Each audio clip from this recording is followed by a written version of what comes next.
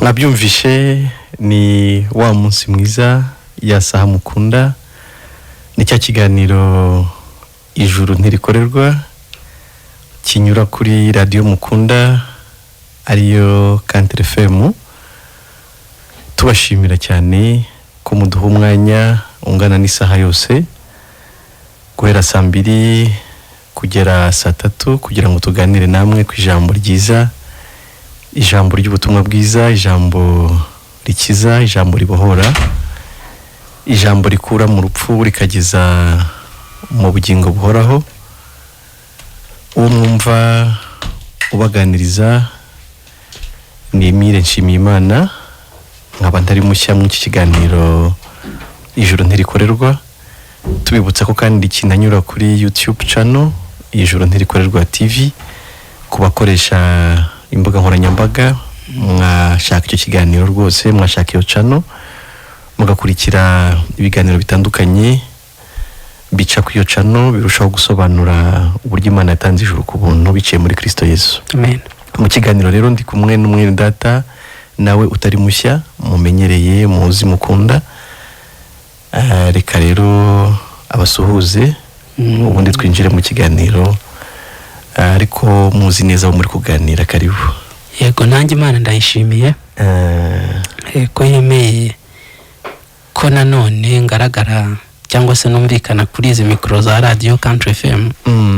Ariko nanone ubwo nkaba nagaragara no ku ishusho yego yo kuri YouTube channel yitwa ijuru ntirikorerwa TV. Yego rwose, atari ikindi kingaragajeho ahubwo ari ukwamamaza ubutumwa bwiza bw'umwami Yesu. Amen.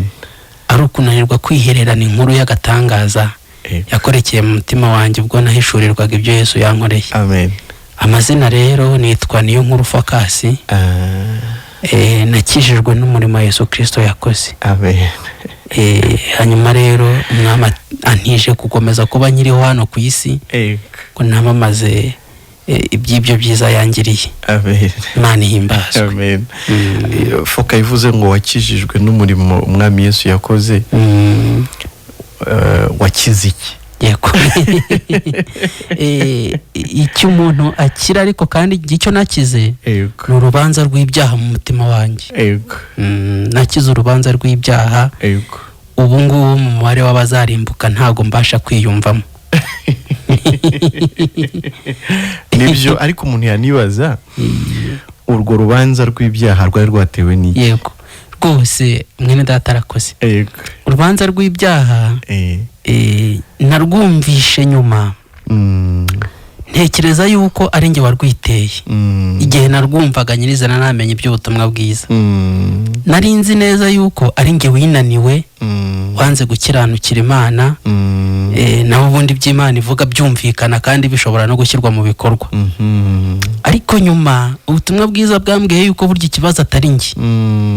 Bwarabanze bumenyesha yuko atari urwumwe.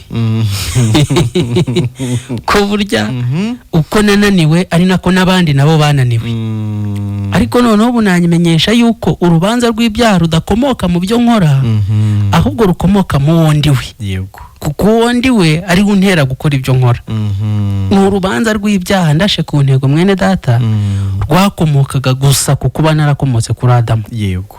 Binasobanutse yuko nyine umuntu wese wavuye kuri Adamu, urwo rubanza rw'ibyaha ntashobora kurucika, keretse gusa kijijwe nkuko narukijijwe.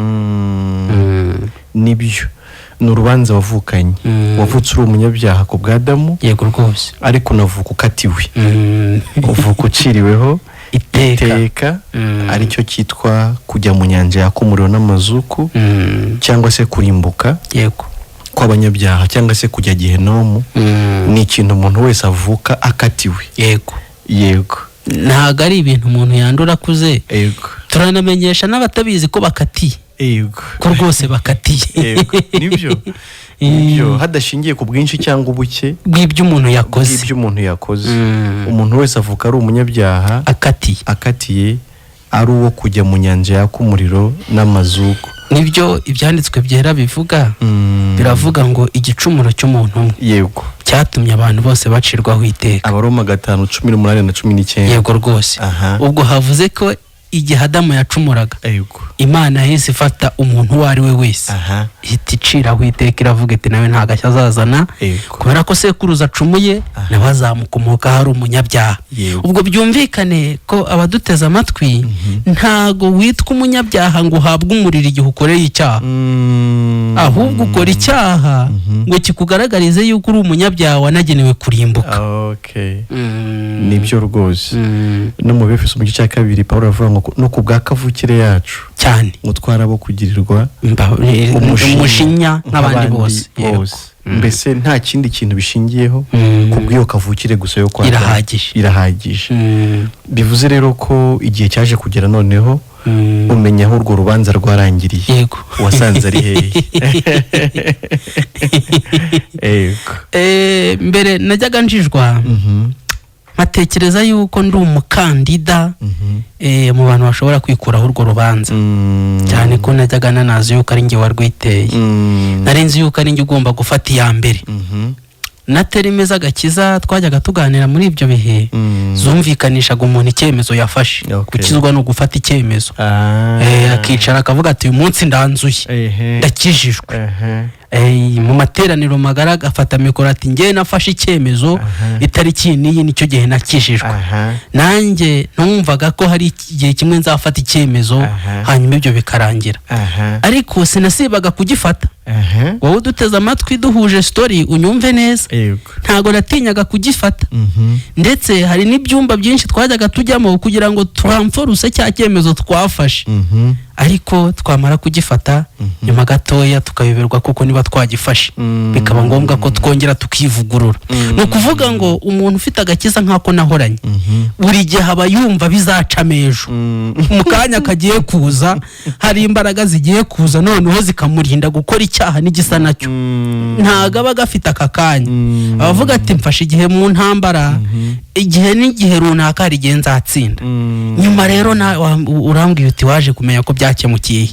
Naje gusanga ibyo bintu burya nabyo byari ibyaha byongeraga mu bindi byaha nakoraga, no gutekereza gutyo nabyo ubwabyo ni ibyaha.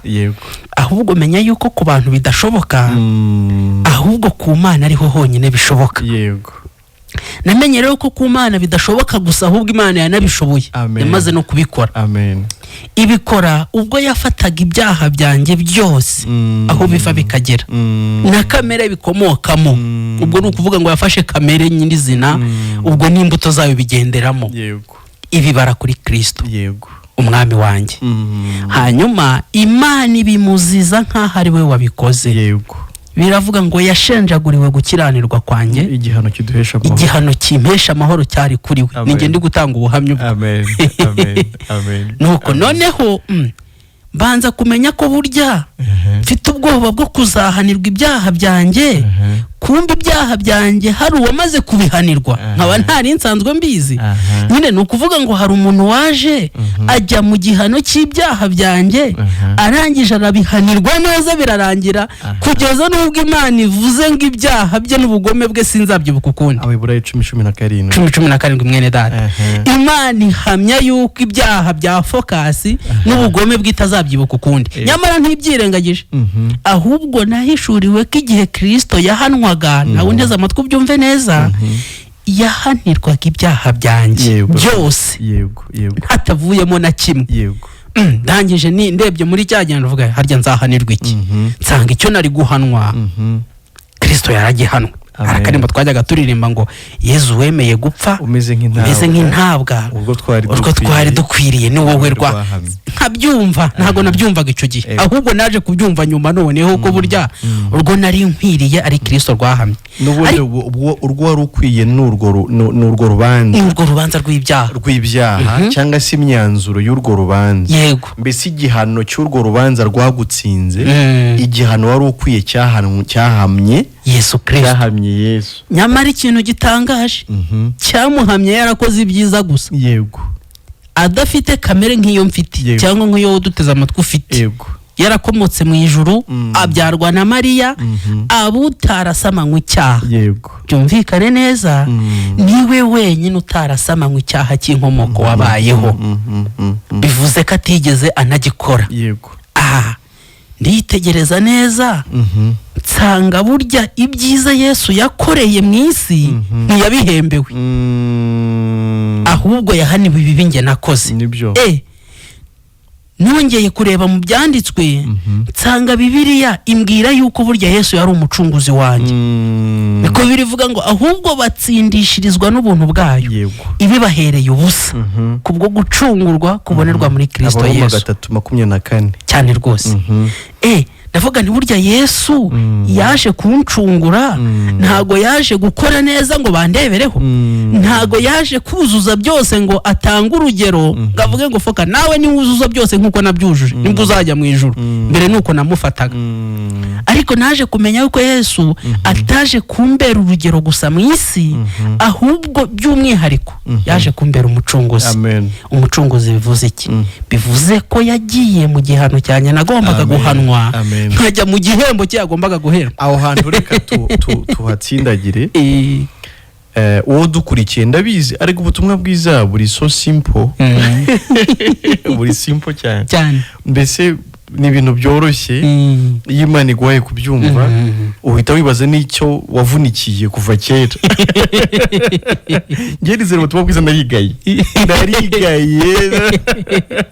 hasi umuntu nkanjye uyita umunyabwenge utarigeze umenya ibintu byoroshye nk'ibi gusa nziki.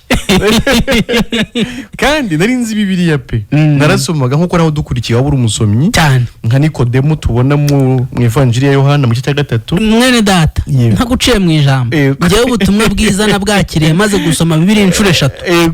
nkihera mu itangiriro nkayigeza mu byahishuwe, nkongera ngatangira ntabariyemo noneho gusoma occasionellement kugira ngo nze kubona ibyo mbwiriza abandi, ibyo ndi buze guhagarara mu isinagogi imbere kuri altari ndi buvuge. ariko ntarasobanukirwa ibintu byoroshye nk'ibyo ngibyo.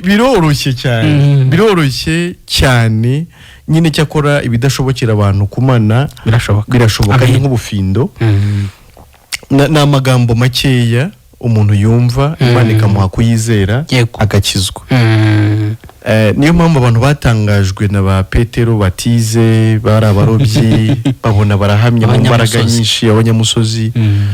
ariko ntabwo bisaba ubuhanga, ntibisaba ubunararibonye, ntibisaba kuba warize amashuri make cyangwa menshi. nawe iri joro wowe dukurikiye cyangwa uzadukurikira n'ikindi gihe, ubutumwa bwiza bworoshye kubwumva Imana ibiguhaye. ikibazo twavukanye ngo tumaze kubyentroduza tuvuga ni ikibazo cy'icyaha twavukanye, twacumuriye muri Adamu, acumuye twese twahindutse abanyabyaha. yego rwose. hanyuma umuntu avuka ari uko ameze, akagerageza no kwikiza ubunyabyaha bikamunanira, cyane ko atari yo nzira Imana yagennye yo gukira. ariko tukaza kumenya, twaje kumenya amakuru meza nawe turi kugutangariza yuko ubwo bunyabyaha uko Imana itabana n'icyaha, ntabwo bishoboka. ubwo bunyabyaha bwacu ntahandi bwatujyanaga ni mu nyanja yaka umuriro n'amazuku. ubwo ni urupfu rw'iteka, urupfu rwa kabiri. kuko urupfu rw'umubiri rwese tuzarusangira, baba bakiranutsi baba abanyabyaha. ariko hari urupfu rwa kabiri, aricyo gihano cy'iteka abanyabyaha bazahabwa. icyo rero ntabwo abakiranutsi bazagihabwa. twaje gusanga rero Imana ibiduhishuriye ko burya urupfu Yesu yaje gupfa mu isi, rwari urupfu rukuraho cyangwa rusimbura urwo ngewe nagombaga kuzapfa. abankijije iki rero? kuzarupfa urwo rupfu nyine. noneho rero uwanyijije we yanyijije kera, burya yanyijije igihe amfira. yamfiriye kugira ngo urwo rupfu mfiriye sinzarupfe. nicyo ubundi Yesu agukiza.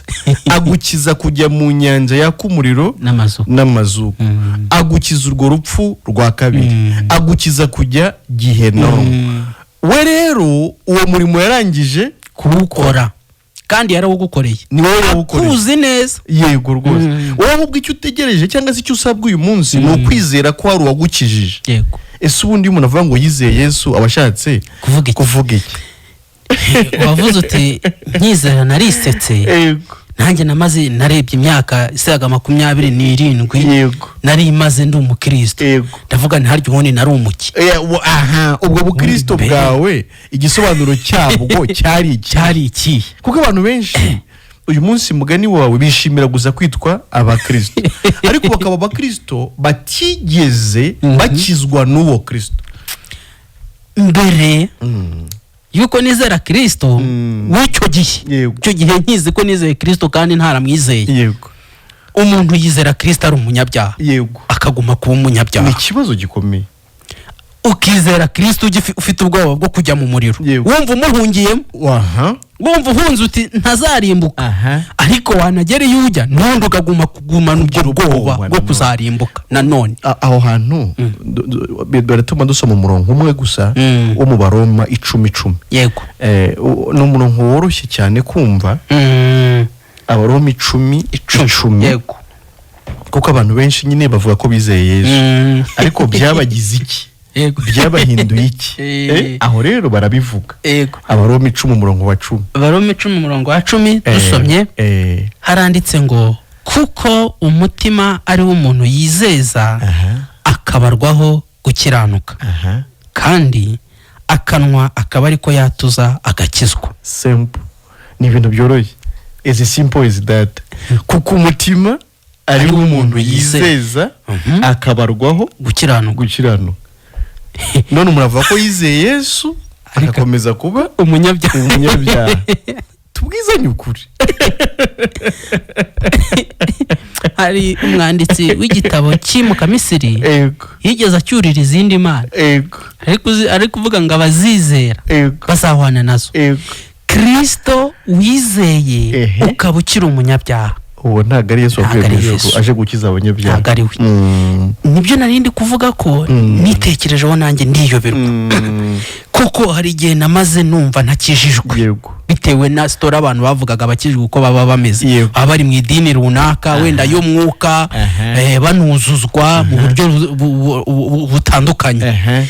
Noneho igihe kigeze njya mu iyo dini ndavuga nti noneho banza nkijijwe. Ariko ntangazwa nuko ubwoba najyanye ngo ntarimbuka n'undi bugumyeho. Uko narinzi ko ndi umunyabyaha noneho nsanga ni umunyabyaha kurusha. Uko numvaga Yesu anteye ubwoba mbere hose nanamutekereza gogaho cyane. Ariko noneho byarakabije. Bajya bavuga Yesu nkavuga ntaje kutumara. Noneho banakubitaho hari n'abantu bahanuza baba barabyitoshe cyane bavuga batunkinisha ndiso senge ngo bari kuvugira Imana bigatuma urubanza rwiyongera mu mutima. Ariko mbene uwo Yesu ntago ari we Pawulo yabwiriza. Nibyo ayo magambo aroroshye, ayo magambo arumvikana. Wowe niba utanazi byinshi muri Bibiliya iri jambo dusomye no murongo umwe. Abaroma 10:10. Yego rwose. Umutima ni w'umuntu yizeza akabarwaho gukiranuka. Umuntu mbese Imana nayo ubwayo itegetswe kubara nk'umukiranutsi umuntu wese wizeye Yesu Kristo. Harimo ijambo rikomeye cyane ry'ubwira aho ntajyaga nsobanukirwa.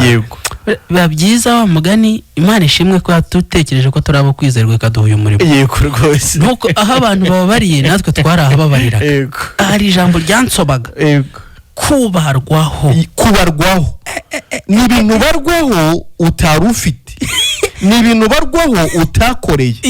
Ni ibintu barwaho utagizemo uruhare. Ntago hano babunditse ngo kuko umutima ari w'umuntu yizeza agahera kakaba umukiranutsi nk'Imana mu ngeso ze. Ntago aricyo bisobanuye. Ahubwo bahavuze ngo hari ugukiranuka kuri pembeni. Yego. Kuri hariya. Gutegereje gusa umuntu wizeye Imana igahita kukumadikaho. Bavuga ati nkukubazeho.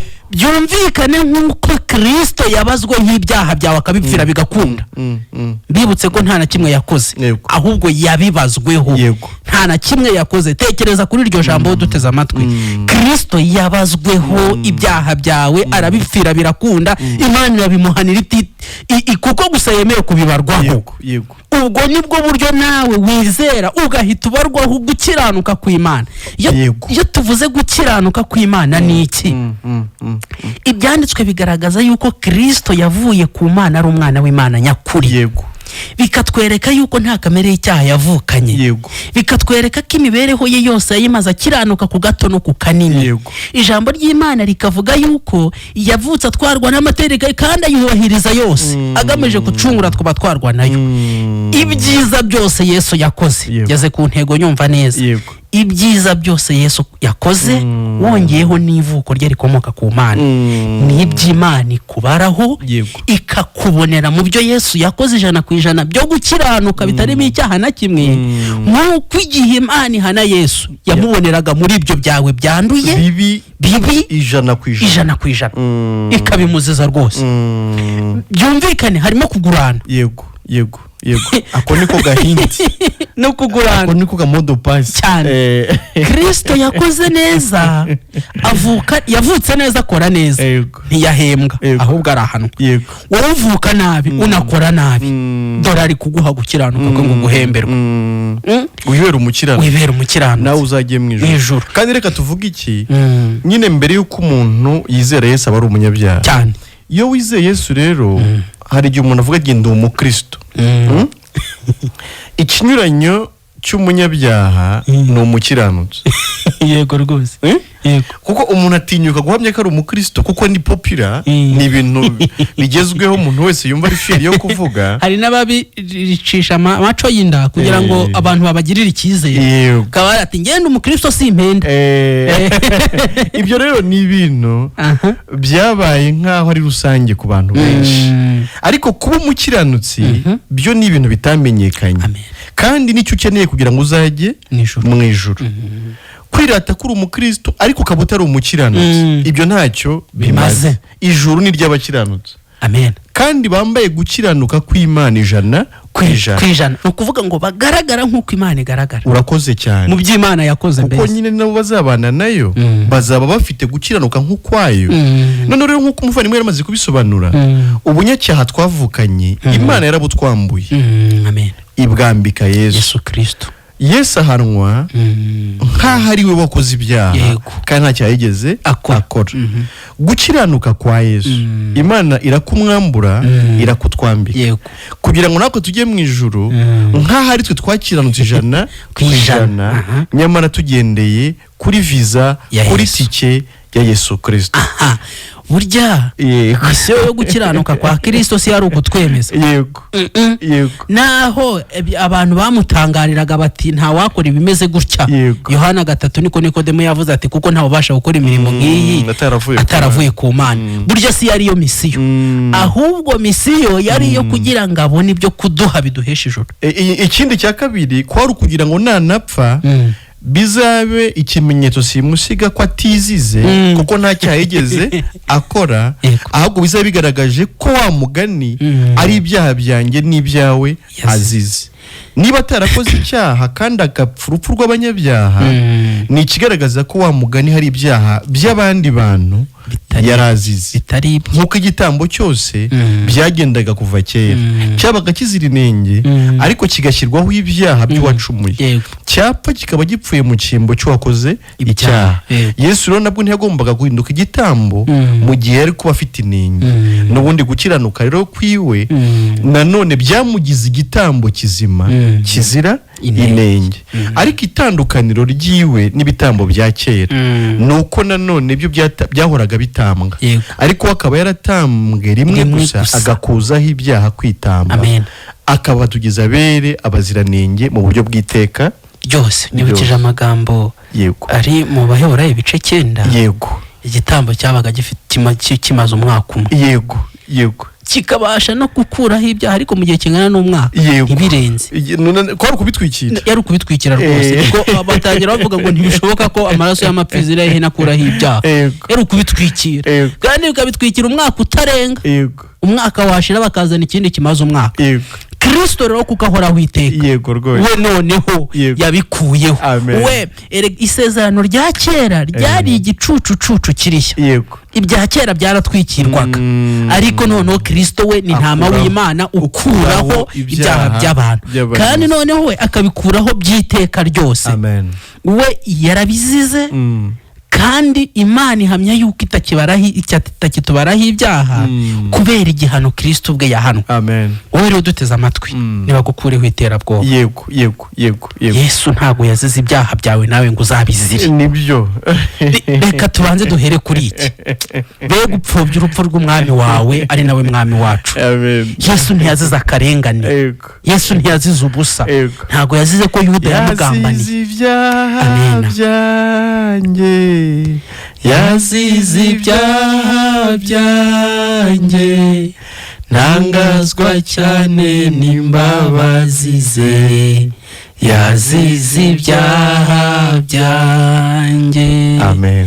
Ntago Yesu yazize Yuda wamugambaniye. Yego rwose. Urekere kwishyiramo Yuda. Yego. Sinabantu babi, sinabafarisayo babi, sinabantu babi. Biravuga ngo Imana yamutanze mu maboko y'abishibe. Imana yaramushenja. Imana ubwayo niyo ubwo yayo yamwishenjagura ikoresheje bariya bose. Nyamara ahubwo tumbira mu rupfu rwe harimo agakiza kawe. Amen. Uhereye umunsi iterabwoba rihagarare. Ntago Yesu yazize ibyaha byawe nawe ngo uzabizire. Nawe ari guri kubyumva. Niba Yesu yarazize ibyaha byawe bakakubwira ko nawe uzabizira, byaba byumvikanye kumwe muri mwe yaba yarazize ubusa. Nibyo. Kandi Kristo ntibyari gushoboka kazira ubusa kuko umukiranutsi ntago yari gupfa. Ikindi nta gahora dupfira. Hari amagambo aba mu Baheburayo mu gice cya 9 nko ku murongo wa 25 wahadusomera. Yego. Ngo iyo biba bityo nkuko abantu bajya batekereza ko duhora tubabarirwa, ngo byari gusaba ngo ahore apfa. Hadusomere. Reka tuhasome Abaheburayo ibice 9 bene nko ku murongo wa 24 wenda kumanuka. Haranditse ngo kuko Kristo atinjiye ahera haremwe n'intoki hasuraga hahandi h'ukuri, ahubwo yinjiye mu ijuru ubwaho kugira ngo none ahagarare imbere y'Imana ku bwacu. Kandi ntiyinjiriyemo kwitamba kenshi nk'uko umutambyi mukuru yinjira ahera cyane uko umwaka utashye afite amaraso ataraye.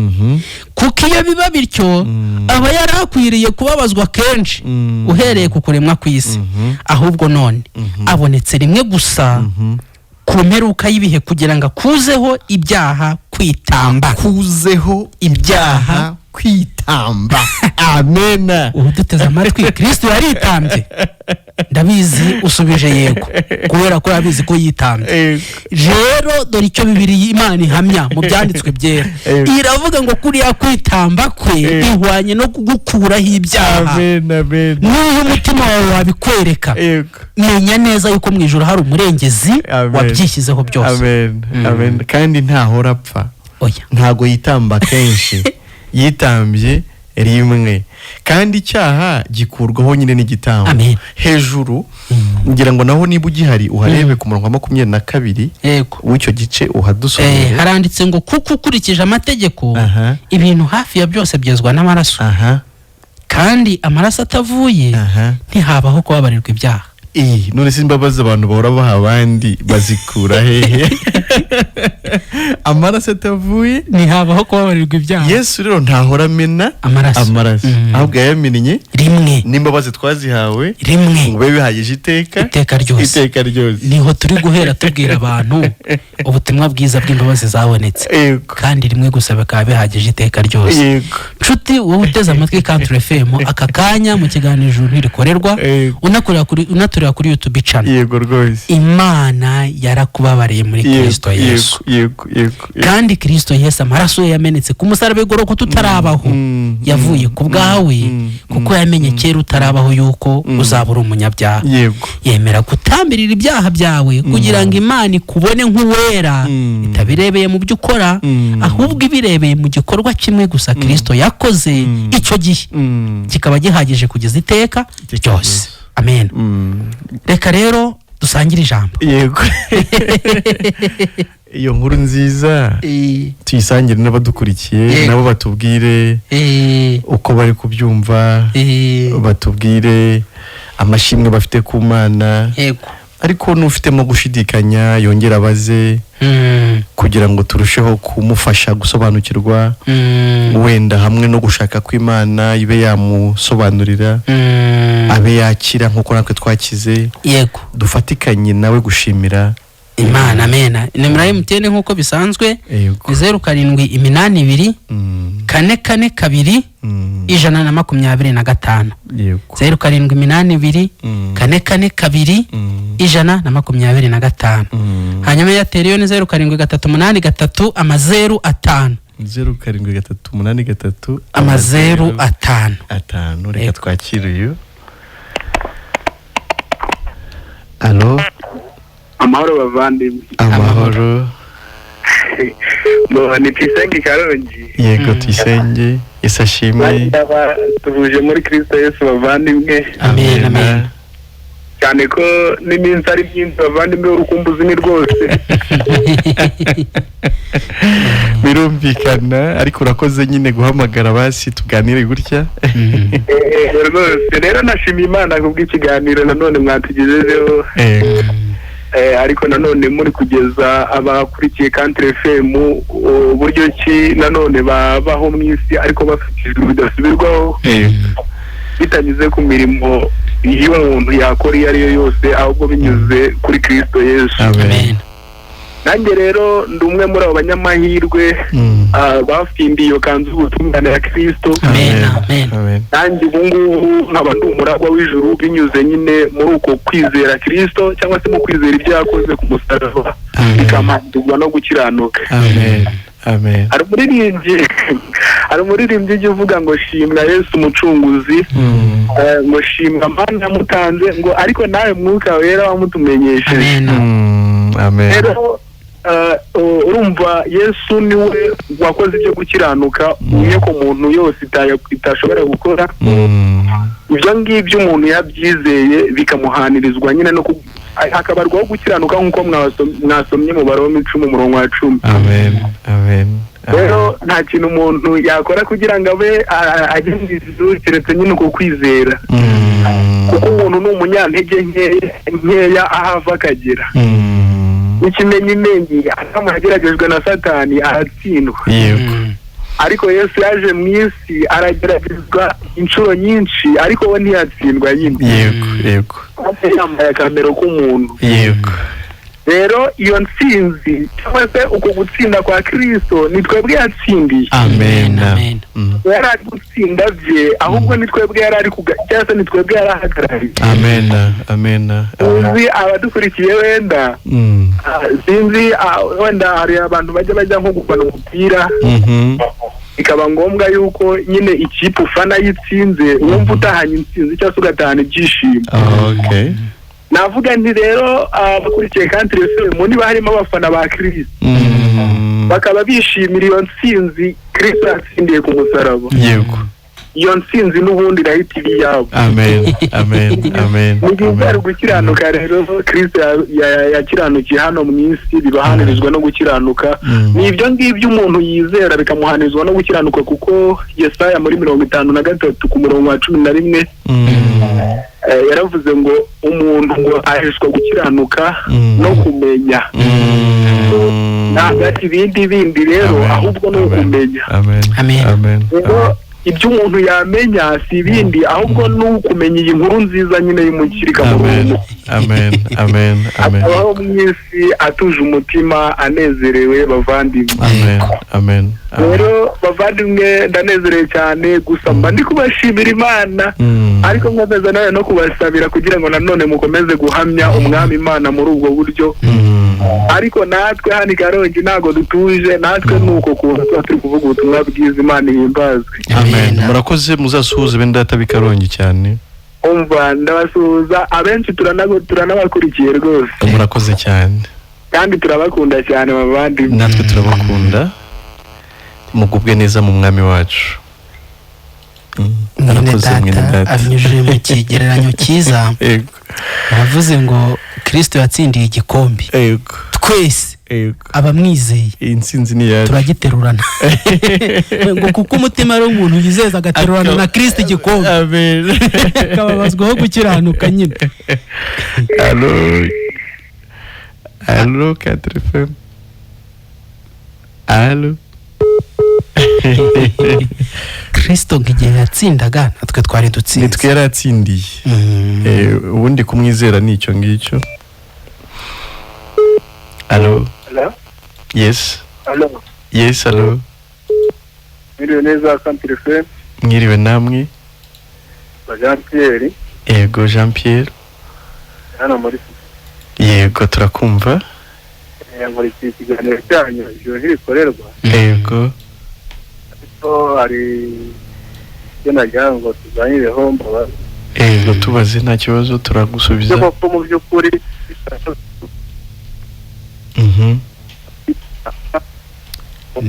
netiwaka ntago zikunda. Jean Pierre, warebye neza ahantu hari netiwaka ntago turi kukumva neza. Sorry ntago turi kukumva neza. Wakupye ukongera wenda ukagerageza amahirwe bwa kabiri. Nakupe yongere. Kupa wongere uduhamagare. Nta kundi arihangana. Kupa yongera ahamagare. Yageragezaga gusobanuza. Umvaga hari ibyo avuga yemera n'ibindi ahari yaragiye gusobanuza. Allo Country FM. Yego mwiriwe neza. Mwiriwe neza, ni Country FM uhamagaye, ikiganiro nijoro ntirikorerwa. Wowe urinde urahagana. Wabakurikiye. Witwa nde? Ni Munyaneza Pascal hano mu Ruhu. Yego Pascal. No kuvuga ati mu by'ukuri iki kiganiro muduhereza turagikunda cyane. Ariko nanone umuntu akibaza k'ijuru ridakorerwa. Ugasanga wenda ngari amaturo batanga mu rusengero yemera cyangwa ko wenda ni ho hantu ushaka kubaza kugira mu sobanurire. Mbere yo kubera ko mu byakozwe n'intumwa 24:17 ndaho handitse ngo umuntu wese utuye ngo ahwanye n'utuye amaraso y'ingurube, nimba ariko handitse muri Yesaya. Noneho sizami nigeze gusoma avuga ati ngo sizaba mu nzu yubatswe n'ibiganza by'abana b'abantu. Yego aho ngaho niho byakozwe n'17. Reka tugusubize ducunguze uburyo umwete. Yego harubajije ku kigendanye n'amatora, ariko se wenda mbere gato yuko twinjira ku gisubizo cyawe. Ikiganiro twakoze waba wagiteze amatwi, umvishe ko Yesu yaduhesheje ijuru ribonekera mu byo yahaniwe byacu twari kuzira. Nawe wumvishe ijuru rifite? Ijuru biragoye cyane, ariko turi mu isi bivuze ko byashoboka, kubera ko ijuru ndarifite kubera ko yaje kudupfira apfiriye ibyaha byanjye. Urumva ku muntu byo uretse no kuvuga ko bigoye ntibinashoboka, kuko umuntu ntago ashobora gukiranuka ku kigero Imana ishaka. Ariko biroroshye kubera ko Kristo ubwe yariduhesheje, ni nako yavuze. Amen. Ukunkurikira ntago kuruhije n'umutwaro mbakorera nturemereye. Niko bimeze kuko nakariya karibu mwari musizeho yazuze ibyaha byanjye ntabwo cyane n'imbabazi ze. Nukuri urebye usanga ari byo nukuri. Yego.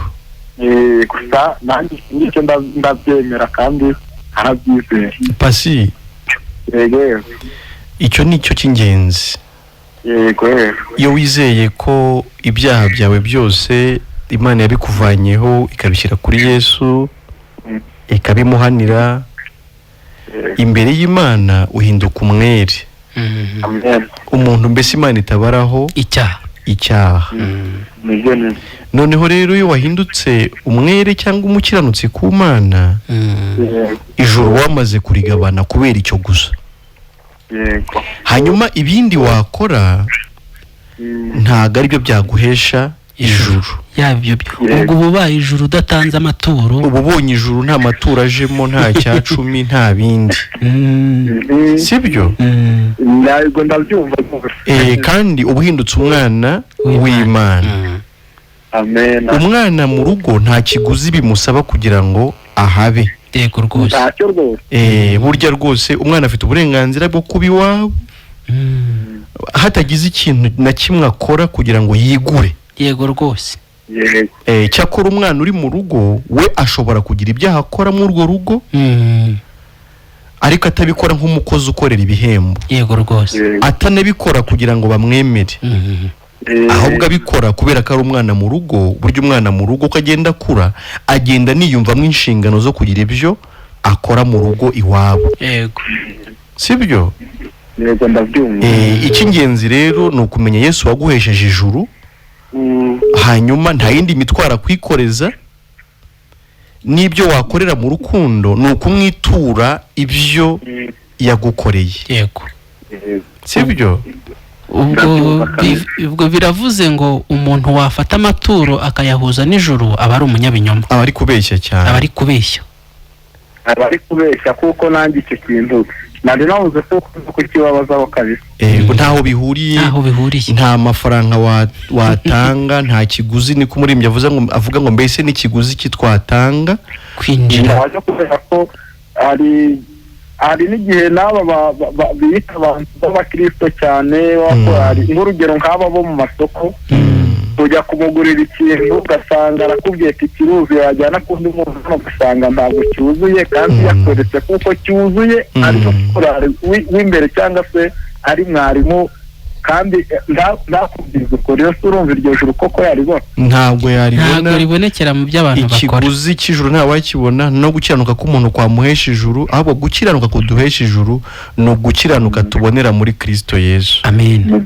Ni impamvu yavuze ngo ni njye nzira, Yohana 14:6, n'ukuri n'ubugingo, nta wajya kwa data ntamujyana. Nta kindi kintu. Umuririmbyi aravuga ngo ibyo twakora byose n'umwete wacu wose n'agahinda gasaze n'amarira adashira, byose ntibyabasha kudukuraho ibyaha. Yego. Hari indirimbo tuba tubakurikiye igihe cyose kuri iki kiganiro cyo kuwa kane, ntabwo tujya kukivuga, urushinge ntabwo rujya ruvaho kabisa. Natwe ntitwabura kubashimira. Yego, mujye mutubwira abantu bajye badushyira akaririmbo. Hari akaririmbo nkunda cyane kavuga ngo ndabaririmbira ibyo wampfiriye, bajye bayishyira. Wankunze mfite ibyaha narararutse, wambonye mw'iki Kristo, ukaza mw'isukamfira. Iyo ndirimbo ndayikunda cyane. Urayikunda? Turagushimiye, reka twakira abandi. Urare neza, ukomeze ugubwe neza muri Kristo Yesu. Yego, namwe murakoze cyane, Imana ibahe umugisha. Bye. Indirimbo ya 75 mu za kabiri. Yego. Hari igice cyaho wakomojeho kivuga ngo mbese n'ikiguzi kitwatanga kwinjira muri uwo murwayi. Ni na kane. Okay. Mbese n'ikiguzi kitwatanga kwinjira muri uwo murwa wera, nta kiguzi na kimwe twatanga, Yesu yishyuriye igorogota. Nta kiguzi na kimwe twatanga, Yesu yishyuriye igorogota. Nyamara abantu bakaririmba bagakomeza bakishyura, bagakomeza bakabamo umwenda utarangira. Ikibazo bakishyura bikanabura, bagakomeza gushaka ibyo kwishyura. Yaho umuntu yishyuraga bigakunda, ukavuga uti ndishyuye, noneho ubijuru ndaryicaranye nshingiye kuri iki nishyuye. Nta kiguzi umuntu yabona atanga, kandi ikiguzi kirahenze cyane. Ni amaraso y'umwana w'intama w'Imana atagira inenge. Incungu y'umuntu ngo irahenze, ngo ikwiye kureka iteka, ngo ni igiciro cyinshi. Allo Country FM. Mwiriwe neza, muri bande muherereye he? Bavugana na Bikorimana kandi kuwadije. Yego, Bikorimana. Kabisa hatugejeje ikiganiro cyiza kibohora imitima yacu. Dushimiye Imana. Wakurikiye nawe wumvishe ufite ijuru? Kabisa ijuru ntabwo rikorerwa ikiganiro muba muri kutugezaho, twumva natwe tunezerewe kabisa. Wamaze kuba umukiranutsi ubikesha Yesu Kristo? Nta kibazo pe. Tubwireho nyine uko byakugendekeye, buryo wizeye Kristo ukaba ubonye ijuru kumva umutima wawe uraririmba ko wabohowe rwose? ni ukuvuga ngo ubundi Yesu yatanze kubambwa nitwe twari kubambwa cyane rwose. noneho biza kurangira habonetse ikintu gituma Yesu aza, harabambwa turabambura. Yego rwose.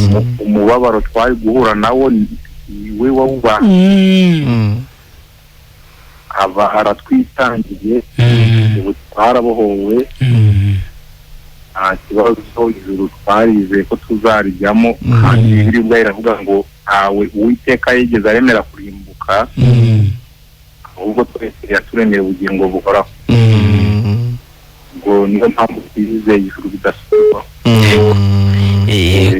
Ku rwawe ruhande wumva rwose udafite ubwoba bw'umuriro no kurimbuka?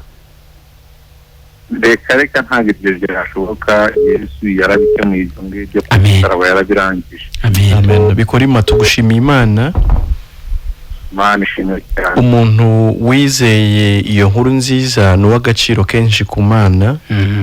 Yego. Ariko natwe umuntu turamukunda tukamwubaha. Ni umuntu wabyawe n'Imana, uzabana nayo iteka ryose. Natwe kandi ukanazabana n'abera bose mu buryo bw'iteka ryose. Turakwishimiye kandi tugushimiye Imana, urare neza. Imana ibaho umugisha kandi ndabyishimiye kabisa. Murakoze cyane. Ariko hari ikibazo njya ngira. Yego.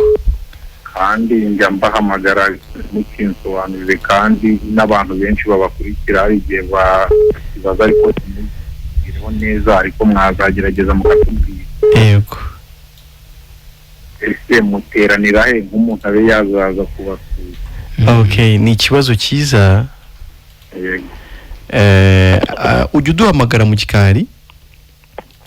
Nta kibazo, naza kubahamagara. Uze kuduhamagara kugira ngo tugufashe tukuyobore mu buryo bw'amateraniro. Murakoze cyane. Turaza kuguha nimero zo mu gikari, hanyuma niho tuza kuganirira n'ibindi. Hano turavuga gusa inkuru nziza, kugira ngo abantu bizere ko bahawe ijuru ku buntu. Ariko nk'uko bivuze, abera abakiranutsi bagomba guterana kugira ngo banahugurane ku yindi mibereho ikwiriye abana b'Imana. Yego. Icyo rero turaza kukiganiraho mu gikari. Urakoze cyane. Uze gutega amatwi wumve nimero zacu bwite, ugire iyo wandika hanyuma turakubwira. Imana ibishimire kabisa. Namwe murakoze. Imana ikomeje gukiza abantu, ni ukuri nkomeje kwishimira. Amen.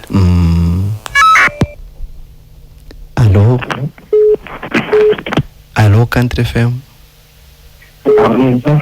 Yego, natwe turabumva. Muri bande, muherereye he? Nitwa Nasaba Oscar Gudumani hano Mururu. Yego Oscar. Namushimira Imana yambaye ijuru ku buntu. Yego. Ndashima rwose ko nanjye yantu umutwaro rwose. Nibaza kubona abaho ufite ijuru. Yego. Ngakora byinshi byanjye ko naribona. Yego.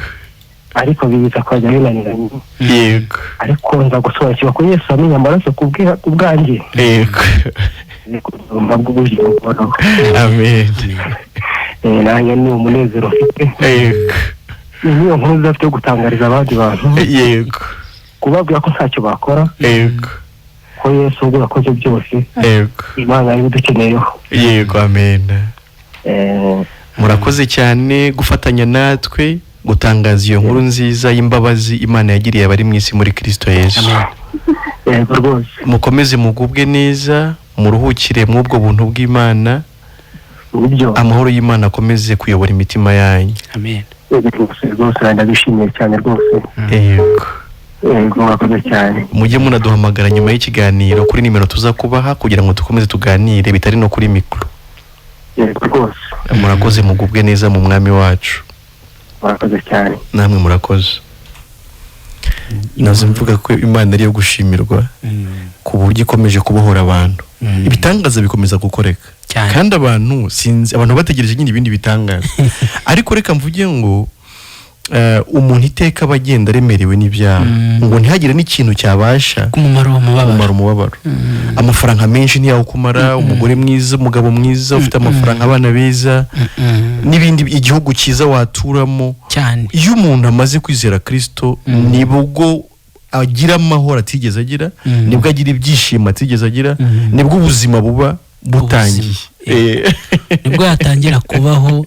Kandi ingero mwakomeje kuzumva, ndetse natwe ubwacu tubivuga buri gihe. Yego, n'abantu bakomeje guhamagara batangaza umunezero babonye. Yego rwose. Iyo umuntu abyumva atarizera aba yumva ari ibintu biraho, ariko iyo Imana igize ubuntu bigakurekeka mu mutima, umuntu koko yumva ko kubarwaho gukiranuka biryoha. Icyo ari cyo ni nabwo wumva kugira neza kw'Imana uko ari, ni nabwo umuntu atangira yasobanukirwa Imana. Yego, mbere rwose umuntu aba yibwira akayizi. Yego, ariko uhereye igihe umuntu yizereye nibwo atangira kumenya yuko, nibwo atangira kugenda amenya Imana. Arega Yesu yigeze avuga ngo ntawigeze ayimenya, nta n'uwigeze ayibona ngo keretse umwana wayo wahoze mu gituza cyayo ngo niwe wayimenyekanishije. Umuntu amenyera Imana muri Kristo. Iyo umenye icyo Kristo yakoze ni nabwo ubumenye Imana. Reka twakire umuntu umwe. Yego. Halo, Country FM. Halo. Mwiriwe. Neza. Muri bande, muherereye he?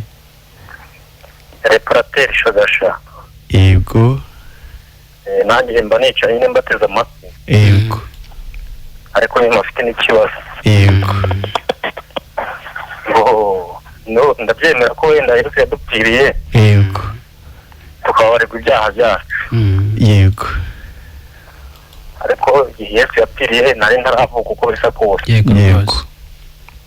Se birashoboka ko nanjye ubu nubwo ndimo mwabo yababariye. Yo, ni wowe ahubwo wenyine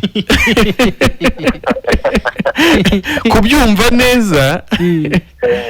Ni ukumva ko nta wundi yaje gupfira uretse wowe, ukabikura mu bwinshi, kuko Imana imenya iherezo mu itangira.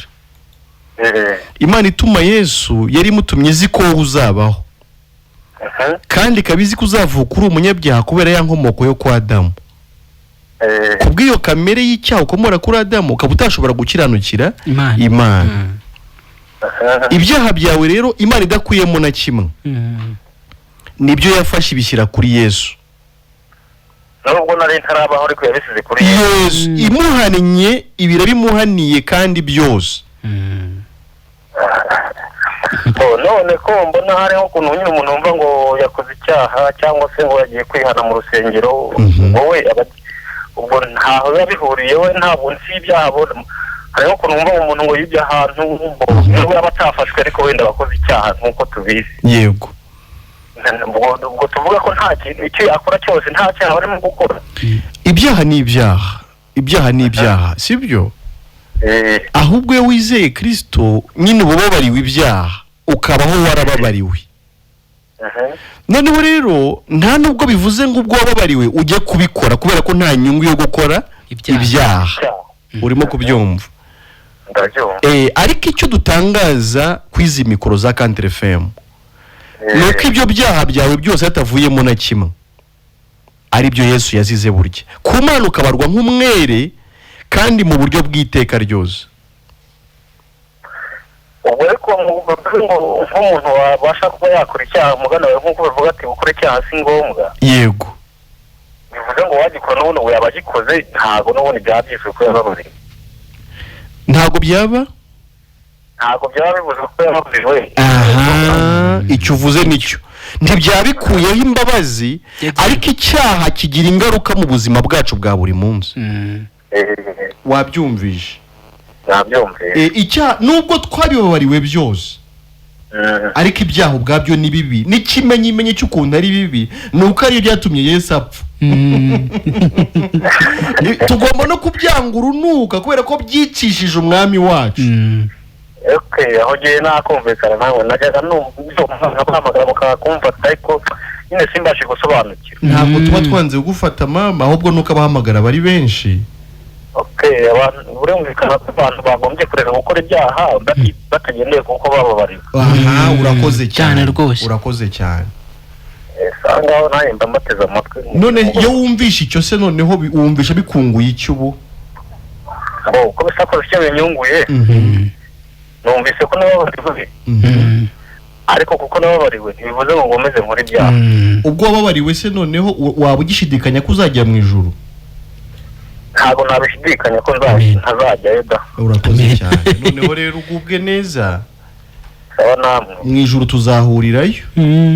Yego akarimba kavanga heza mu ijuru tuzahurirayo bagenzi. Akandi ngo nzaba mpari nanjye sinzaburayo, nawe uzaba uhari tuzahurirayo. Nanjye nzaba mpari. Twese twirata amaraso ya Yesu Kristo yatubabariye. Mugubwe neza, naho gutaha iminota yadufashe, turatanga nimero mu kanya, mukomeze muduhamagare kwizo nimero tuza kubahereza. Amen. Nimero rero muza kuduhamagara mu gikari. Yego. Izange ni 0784 42 57. Yego 07 ubwo ubuze 0784 42 57. Yego izo ni za Emile. Ziba no kuri WhatsApp, tugira na groupe ya WhatsApp yitwa Ijoro Ntirikorerwa. Izo nimero wazandikira bakakwandenga kuri iyo groupe 0784 42 57.